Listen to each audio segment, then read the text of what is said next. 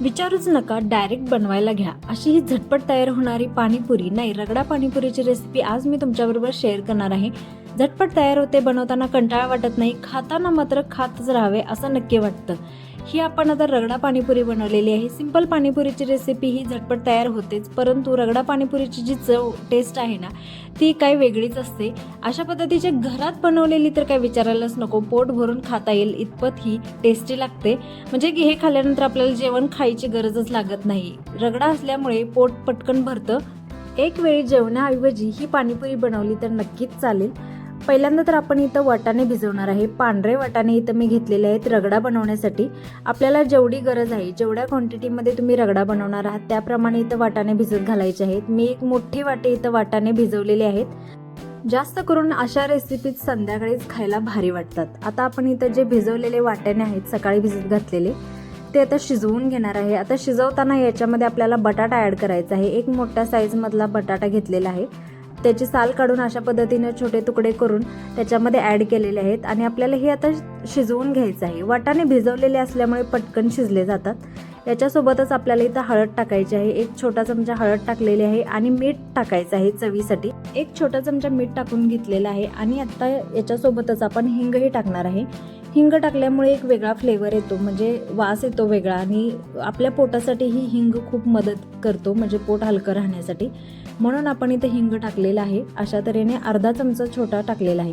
आता एका बाजूला मी इथं कुकर ठेवून दिलेला आहे एका गॅसवरती आणि दुसऱ्या गॅसवरती आपल्याला इथं जी आपण पाणी वापरणार आहे चिंचेचं, त्याची तयारी करून घेणार आहे. छोट्या पातेल्यामध्ये मी इथं चिंच घेतलेली आहे. एक वाटीभर चिंच आहे, ती आपल्याला गरम पाण्यामध्ये भिजत घालायची आहे. म्हणजे चिंच पटकन भिजते आणि आपल्याला ती सॉफ्ट, म्हणजे त्याचा पल्प तयार करायला मदत होते. म्हणून गरम पाण्यातच आपण इथं चिंच भिजवलेली आहे. अशा पद्धतीचं पाणी असायला पाहिजे गरम, म्हणजे थोडंसं कडक गरम असायला पाहिजे. त्याच्यामध्ये चिंच भिजवून घ्यायची आणि त्याचा असा हाताने पल्प तयार करून घ्यायचा. नंतर सोदण्याने सोदून घ्यायचा. आता साधारण इथं कुकरच्या 3 शिट्ट्या झालेल्या आहेत. अगदी आपल्याला स्मूथशी असं वाटाणा शिजला पाहिजे, म्हणजे आपल्याला त्याचा रगडा बनवायचा आहे, त्यामुळे जास्त शिजवून घ्यायचं आहे. म्हणून आपण इथं 3 शिट्ट्या करून घेतलेल्या आहेत आणि सोबत आपण इथं चिंच सोदून घेतलेली आहे गाळण्याच्या मदतीनं आणि त्याचा असा पल्प बाजूला केलेला आहे आणि जो चोथा असतो तो काढून टाकलेला आहे. चिंचेच्या पल्पमध्ये आपल्याला इथं गूळ ॲड करायचा आहे. आता गूळ जेवढा आपण चिंच घेतलेली आहे तेवढ्याच प्रमाणात गूळ घ्यायचा, म्हणजे जास्त आंबट लागणार नाही. चिंचेचं पाणी आंबट लागू नये याच्यासाठी तेवढंच प्रमाण ठेवायचं आहे आपल्याला.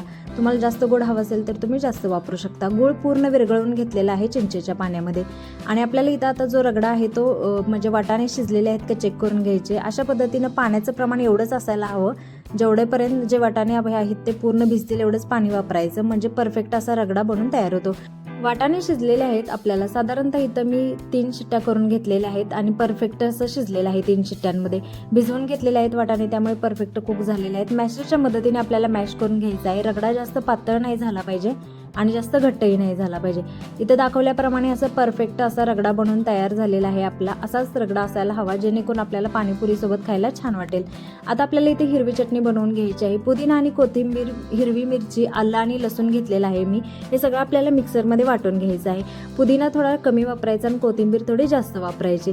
इथं प्रमाण तुम्ही तुमच्या गरजेनुसार कमी जास्त करू शकता. अशा पद्धतीने याच्यामध्ये काळं मीठ वापरायचं, त्यामुळे छान टेस्ट येते. आणि सोबतच चाट मसाला घातलेला आहे. 1 चमचाभर चाट मसाला आणि 1 चमचाभर काळं मीठ वापरलेलं आहे. अशी स्मूथशी पेस्ट बनवून घ्यायची. चिंचेचं पाणी आणि ही हिरवी चटणी आहे ना, ती एकत्रित मिक्स करून घेणार आहे. तुम्ही वेगळीही बनवू शकता, परंतु खाण्यासाठी रगडा बनवतो आपण त्यावेळेस अशा पद्धतीचं एकत्रित एकच पाणी बनवलं तर खूप टेस्टी लागतं. अशा पद्धतीने हे दोन्ही मिक्स करायचं आहे व्यवस्थित.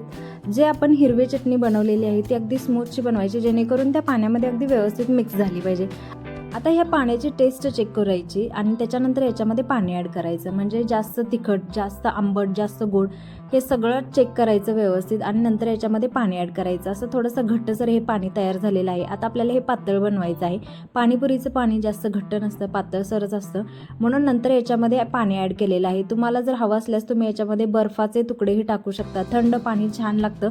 गरम रगडा आणि थंड पाणी बेस्ट कॉम्बिनेशन आहे. आणि पाणीपुरीचं पाणी इथं तयार झालेलं आहे. आता टेस्ट चेक करून नंतर याच्यामध्ये जर पाणी ॲड करावं लागत असेल तर आपण इथं करणार आहे. आणि अशा पद्धतीने थोडंसं पाणी याच्यामध्ये ॲड करायची गरज आहे, म्हणजे घट्टसर असं पाणी हे तयार झालेलं आहे. पातळ पाणी बनवण्यासाठी पाणी याच्यामध्ये ॲड केलेलं आहे.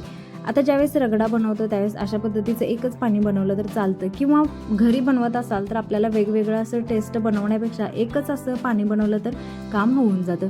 अशा पद्धतीने हे पाणी बनवून तयार झालेलं आहे आणि आपल्याला पुढची स्टेप आहे ती, रगडा तर बनलेला आहेच, पाणीही बनलेलं आहे. आता आपल्याला काय बनायचं आहे, पुऱ्या. तयार पुऱ्या ज्या भेटतात त्या मी इथं आणलेल्या आहेत आणि त्या आपल्याला तळून घ्यायच्या आहेत. त्याच्यामध्ये काय होतं, जास्त क्वांटिटी आपल्याला येते. घरामध्ये ज्यावेळेस आपण बनवत असतो तयार तळलेल्या विकत आणण्यापेक्षा आपण जे तळायसाठी ज्या पुऱ्या बनलेल्या असतात त्या आणल्या तर अगदी परफेक्ट म्हणजे आपलं काम होऊन जातं. घरात जर आपल्याला सगळ्यांसाठी पुरेशा अशा होतात आणि त्या थोड्या महागही बसतात. अशा पद्धतीचं ज्यावेळेस आपण पॅकेट आणतो त्यावेळेस एक 200 ग्रॅम किंवा 400 ग्रॅमच्या पॅकेटमध्ये आपलं सगळ्या फॅमिलीचं काम होऊन जातं असं मला तरी वाटतं आणि फुल एन्जॉयमेंट होते. कमी पडलं जास्त झालं असं काही होत नाही. पॅकेट आणतो त्यावेळेस आपल्याला ते थोडं महागही पडतं आणि आपल्याला कोणत्या तेलामध्ये तळलेलं आहे हे आपल्याला काही अंदाज नसतो. त्यामुळे आपण घरच्या घरी अशा पद्धतीनं हे जे पुऱ्यांचं पॅकेट भेटतं ते आणून तळून अशा पद्धतीची पाणीपुरी एन्जॉय करू शकतो. आणि आपल्याला अशा पद्धतीने ह्या पुऱ्या तळून झालेल्या आहेत आणि टमटमीत अशा फुगलेल्या आहेत. फायनली आपल्याला ही पाणीपुरी कशी वाटली रेसिपी तुम्ही कमेंट करून नक्की कळवा आणि रेसिपी आवडली असल्यास व्हिडिओला नक्की लाईक करा, शेअर करा आणि आपल्या चॅनलला सबस्क्राईब करायला विसरू नका. अशा पद्धतीची ही रगडा पाणीपुरीची रेसिपी झटपट तयार होते असं मला वाटतं.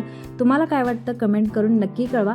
अशा पद्धतीनं रगडा सोबत हे पाणी आणि शेव, बारीक शेव जी आपण याच्यामध्ये वापरतो त्याच्यामुळे ही खूप छान टेस्ट येते आणि सोबत कांदा एकदम फुल